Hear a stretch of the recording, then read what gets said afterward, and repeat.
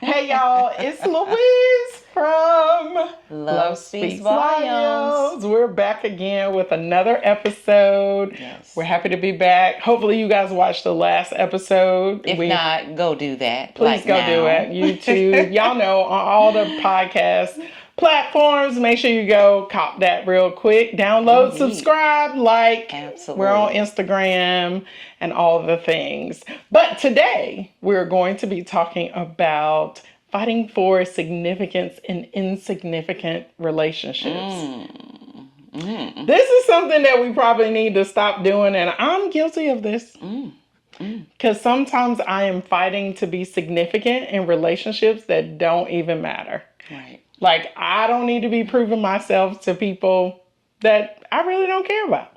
So why am I spending my time and energy to prove something to them that as long as I know it, then why should I be proving it to somebody else? True. And you shouldn't. This is true. I got to really work on this, guys. So if this is you, this is the episode for you. Absolutely. So continue to watch because we're going to get into this thing. Absolutely. What you got, Mekka? I mean, in any relationship, we all want to feel what? We want to feel important. We want to feel heard. We want to feel seen. But there are always red flags, right? And we tend to ignore those red flags because we want the relationship to be something that is not. Whether that's a friendship, a marriage, or a courting relationship, a dating relationship, we all want, there are those red flags, and we want to mold that relationship to be what we want because we don't want to lose that relationship. Absolutely. But as my friend said, sometimes those relationships are meaninless.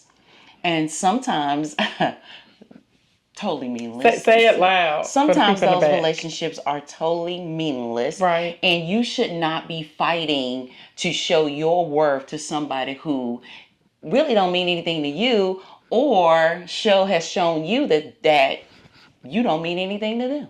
And I think that's what starts it. Right? When there's a mismatch in how connected we really are.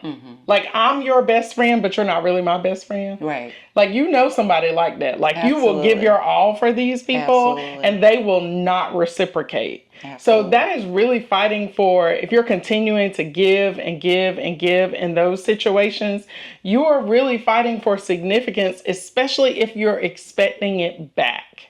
And so we all have those relationships where we are giving to someone and we're expecting them to give it back to us. So we're expecting your back. Energy. Yeah, they're not matching your energy. Oh yeah, you talked about that in some of our other episodes. Absolutely. Your energy needs to match my energy. Absolutely. And when they don't, then there's a problem, and we need to do some thinking about whether or not we should be still in that relationship.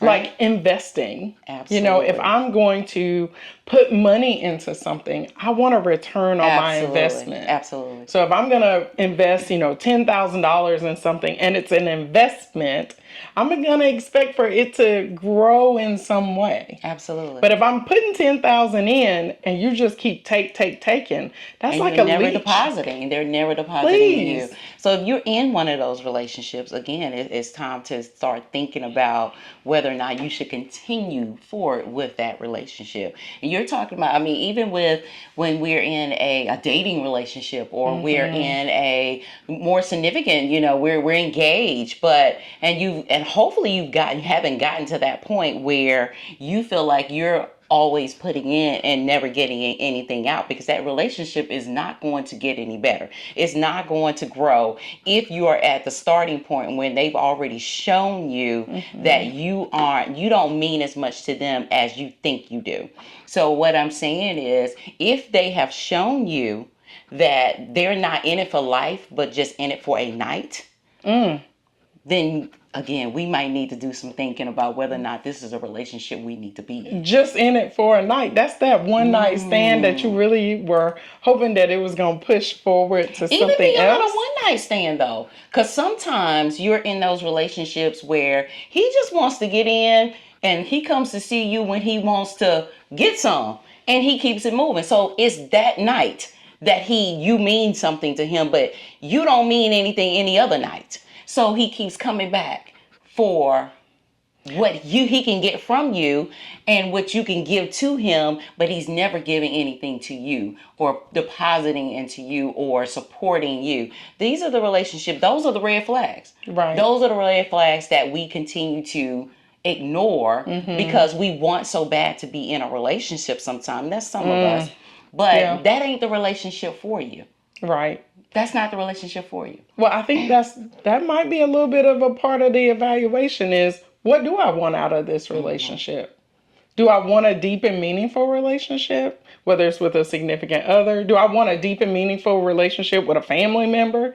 Because sometimes this applies to family too, because your family can take a lot out of you sometimes and not pour into you. What kind of relationship do you want with this person? I think we probably need to define what we call a relationship. I don't even know if it's a relationship if you in it by yourself. Meaning, well, I choose you. Right. Well, that part. So, I mean, seriously, is it really a relationship if I'm really in it by myself? And what I mean by that is if it's always one-sided and it is never reciprocated in any way. My efforts aren't reciprocated. I'm always giving, and I'm never receiving. How do we have what we call a relationship? I don't know if that's a relationship. Yeah, me either. And it's certainly not one I want. Well, that's true. Because sometimes that also plays out in talking at someone instead of communicating and letting it be like a reciprocal kind of conversation as opposed to someone talking at you. So we talk about sometimes parentified husbands or wives or whatever. And it's like one person is being the parent, really. And you just gotta do whatever the parentified person says in a relationship or in that marriage or in that partnership. And that's a problem because then that means you don't have a voice. Absolutely. And if you don't have a voice and you're fighting for that voice, this is one of those situations where you're fighting for significance in a place where you probably feel very insignificant. So I think in those instances, you really have to look at the actions because actions speak louder than words.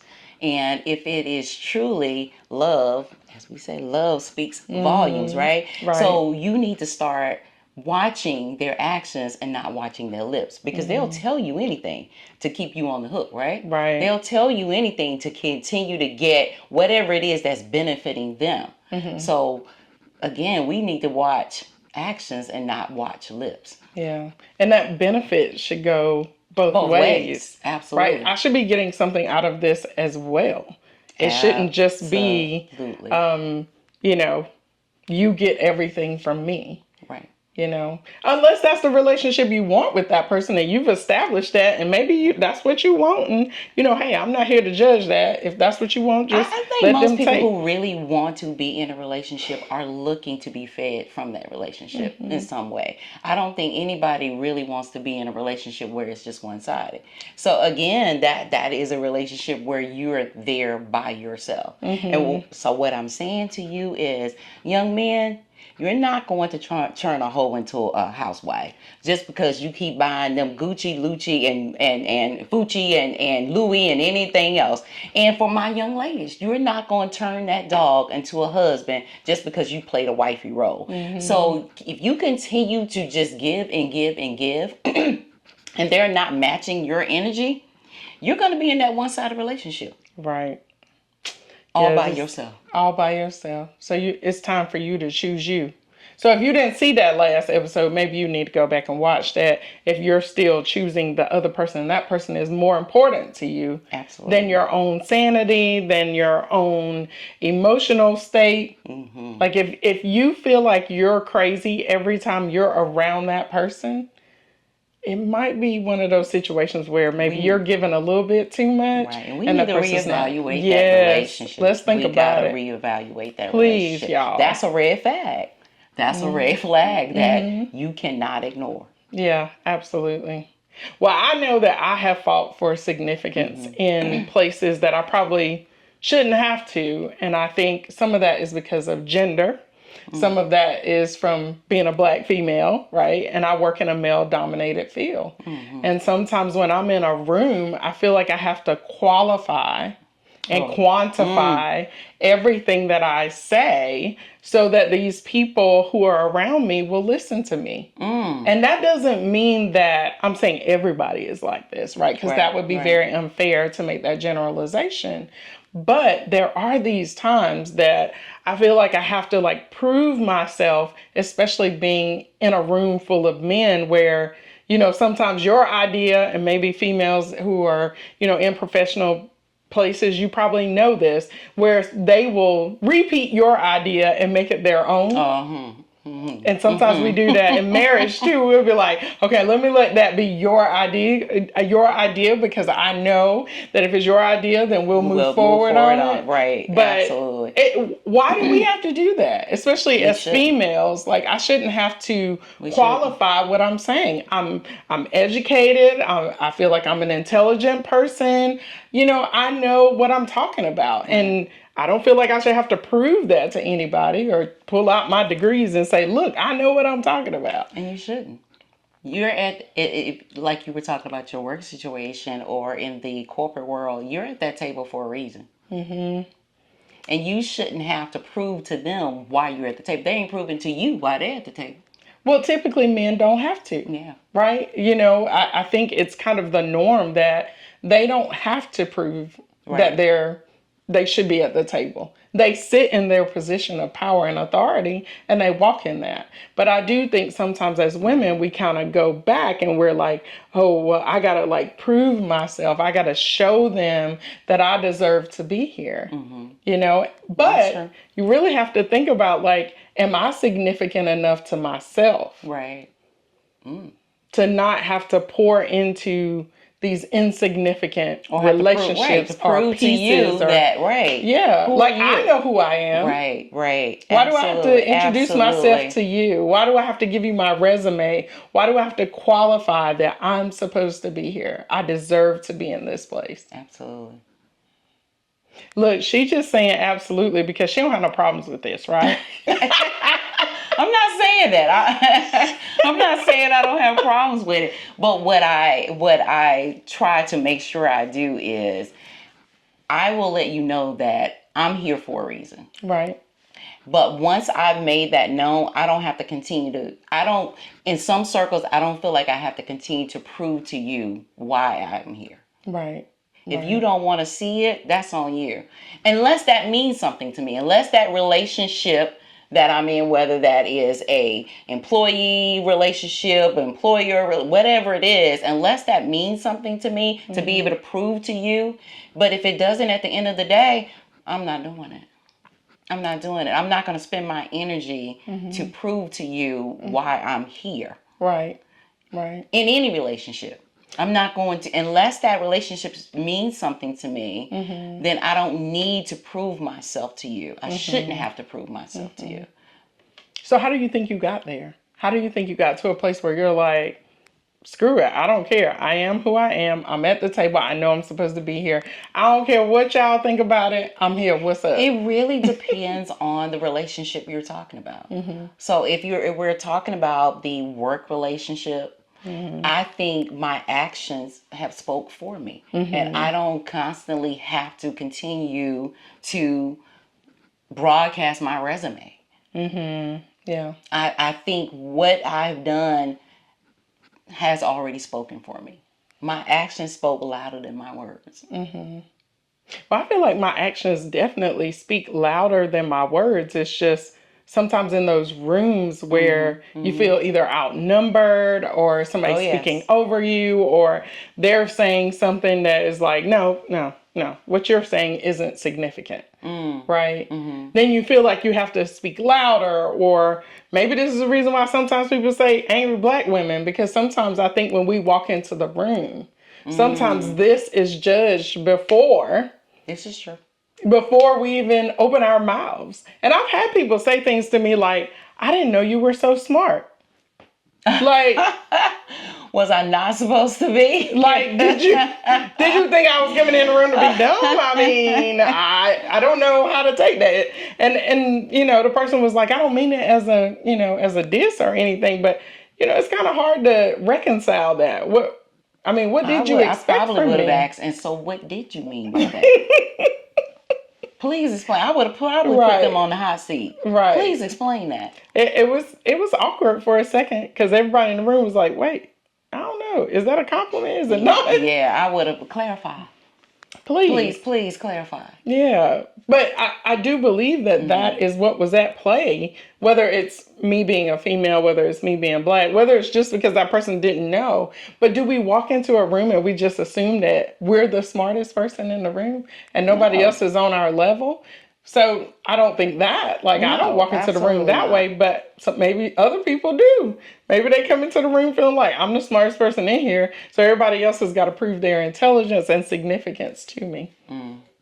I hope that's not the case. Those ain't the circles I roll in. Those ain't the circles I roll in. But you probably have had clients and stuff that think that they know more than you. Absolutely. And then I shut that down. How? I shut that down by saying, you are where you are because of your intelligence, but you need my help to get you from where you are. So go figure. Let's do the math. You tell the people in the jail? I do. Because if you were so smart and you knew everything, then why didn't you figure out a way to keep yourself out of here? Well, that's true. You don't need me if you know more than me. Well, so. And I'm not saying I'm above learning. I learn every day and I learn from all kinds of people, even my clients. But when you try to tell me how to do my job, and you're coming to me and for paying my help for my job, that's a problem. Yeah. That is a problem. So yeah, we deal with that. We deal with that. But I've never had that, speaking of male versus female dichotomies, I've never had that with a female. I've only had to be challenged by males. So what is that but saying to us? But I shut that down real quick. What is that saying to us, though? Like, as females, do we constantly have to fight this battle? I don't know. I don't know the answer to that. I don't know if there will ever be a perfect world where we are not fighting that battle. But I can tell you, if you nip it from the beginning, you won't have to continue to nip it with that same person. Okay, well, she said nip it. Nip it. Nip it. Nip it in the bud. Stop them before they go down that road too far. Yeah. And that's in any relationship. If you're in a relationship where you're not feeling significant, you need to address that from the beginning. And they will give you signs as to whether or not you are significant to them. Right.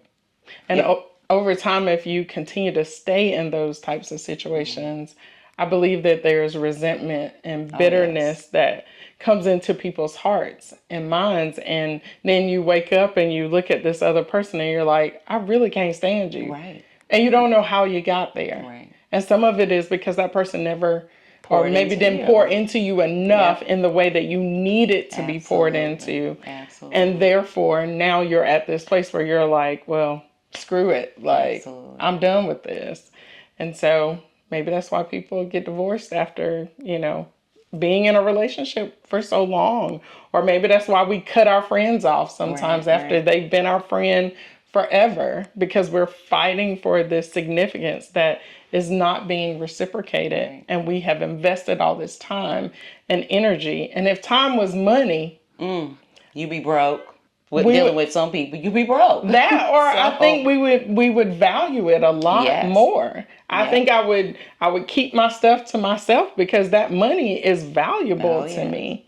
And so, but so is your worth. Your worth, your self-esteem, your mental health, all of that should be just as much to you as money. Yeah. And so that's what we're saying. Don't get to the point where you in a relationship and you have gotten to the point of resentment or you've gotten to the point where it has to get to divorce, because those signs was there in the beginning. Right. If they showed you from the beginning, their actions spoke louder than the words that they were telling you, and the actions are saying to you, you don't mean as much to me as you think you do, or you don't mean much to me at all, then you need to evaluate that relationship and you need to probably exit that relationship. Very quickly.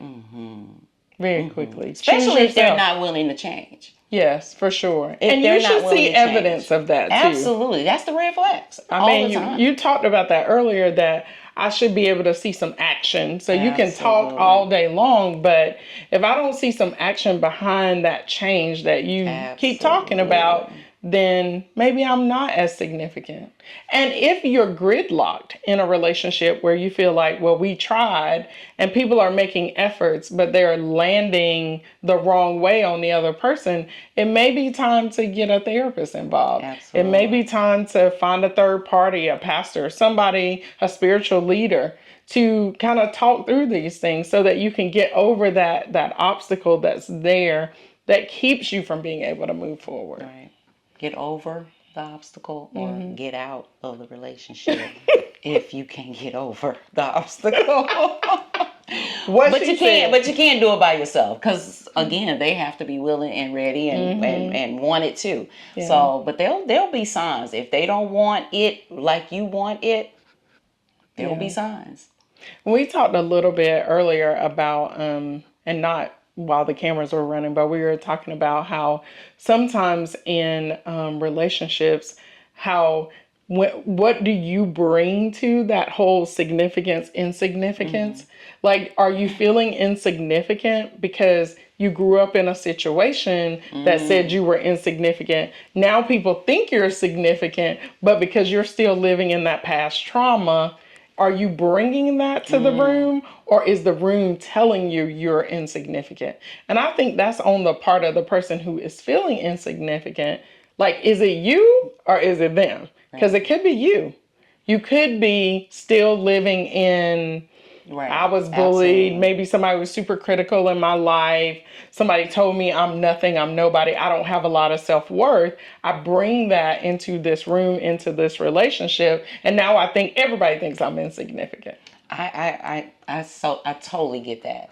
But I think in those situations, when you're doing that evaluation that we're talking about, when you're evaluating the relationship and you're evaluating what your actions are versus the other person's actions, if it's something that you're bringing in, that other person's actions will still be showing you that they're pouring into you. You should still be showing. He's still hugging you. She's still hugging you. She's still loving on you. But if they're ignoring you, or if they're never, there for you, never empathetic, never communicating, that's a difference. As opposed to when I do my inventory or when I do my evaluation, hey, he's always there. He's always giving me a hug. He's always supporting me. He's every speech that I give, he's clapping the loudest. Then if you still are feeling insignificant, it's probably a you problem and not a him a problem or a her problem. You understand what I'm saying? Because their actions, again, will speak louder than anything. Yeah. And so if it definitely could be a situation where somebody is bringing in these, they're feeling insignificant because of their past trauma. Yeah. But that other person's actions, once you do the evaluation, should still speak loudly. It definitely should. It's just, we have to be self-aware enough, and we talk about this a lot. You have to be self-aware enough to know how you're showing up in that room, showing up in that relationship. Are you showing up, being your authentic self and really saying, you know what, that's not really about you, that's about me. I brought that to this room. But that takes a certain amount of maturity and vulnerability to admit that, yeah, this is me. Like, I'm the one bringing this. Absolutely. And a lot of people aren't that way. Yeah. So I want to challenge people to really do the evaluation that Mekka was talking about. Really kind of look at yourself and see, like, is this coming from what is around me right now in the relationship that I'm in? Or is this coming from something from my past? And so that would be a challenge that I would issue to people. And then I would say, please, stop fighting for significance in relationships that really don't matter. These people do not care, or maybe they don't pour back into you. Their energy does not match your energy. Right. Stop pouring into it. Absolutely. Stop investing money. Stop taking your money outside and putting it in the backyard and setting it on fire. There you go. Stop doing it. There you go. Get out. You heard what we said. You heard what we said. And I don't think we stuttered when we said it. I mean, this was awesome. Amen. Amen. Amen. Glory. All right, y'all. Well, y'all know what y'all need to do. Just like, follow, subscribe. You can find us on Instagram, YouTube, Apple Podcasts, Spotify, all those places. Absolutely. Yep. And until next time, let's talk about it.